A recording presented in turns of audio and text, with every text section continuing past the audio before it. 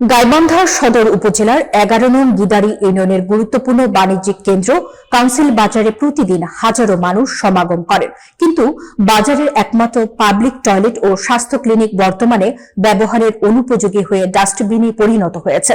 দীর্ঘদিন সংস্কার ও রক্ষণাবেক্ষণের অভাবে এটি এখন জনস্বাস্থ্যের জন্য বড় হুমকি হয়ে দাঁড়িয়েছে। গাইবান্ধা প্রতিনিধি মোহাম্মদ জাহিদুল ইসলামের তথ্যচিত্রে বিস্তারিত। সরেজমিনে দেখা গেছে বাজারের গণশৌচাগারটির ভেতরে ময়লা আবর্জনার স্তূপ জমে থাকায় দুর্গন্ধে তার পাশ দিয়ে চলাচল করাও দুষ্কর হয়ে পড়েছে। পরিষ্কার পরিচ্ছন্নতার কোনো ব্যবস্থা না থাকায় স্থানীয় লোকজন ও ব্যবসায়ীরা বাধ্য হয়ে এটিকে ময়লা ফেলার ভাগাড় হিসেবে ব্যবহার করছেন। বাজারে আসা সাধারণ ক্রেতা, বিশেষ করে নারী ও দূর দূরান্ত থেকে আসা বিক্রেতারা সবচেয়ে বেশি বিপাকে পড়েছেন। ন্যূনতম হাত মুখ ধোয়ার সুবিধা না থাকায় তারা চরম অস্বস্তিতে দিন কাটাতে বাধ্য হচ্ছেন।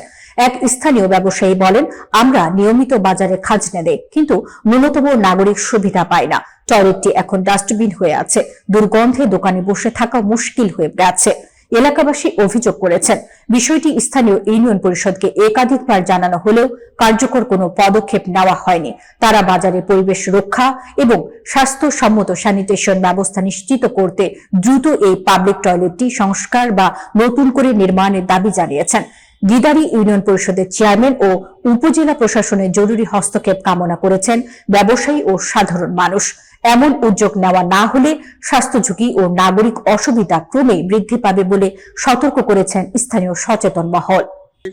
আমাদের এলাকায় কাউন্সিল বাজারে একটা পাবলিক টয়লেটটার যে দুরবস্থা, ওখানে কোনো ভালো মন্দ মানুষ আসিয়ে দূর দূরান্ত থেকে হাট বাজারের আত্মীয় স্বজন আসে, ওখানে কোনোদিন যাইতে পারে না, মানুষের খুব সমস্যা হয়।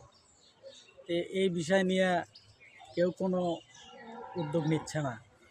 এখানে পাবলিক টয়লেটটার চারিদিক দিয়ে আবর্জনা ময়লা ফেলে ওটা একদম নোংরা মানে রাখছে।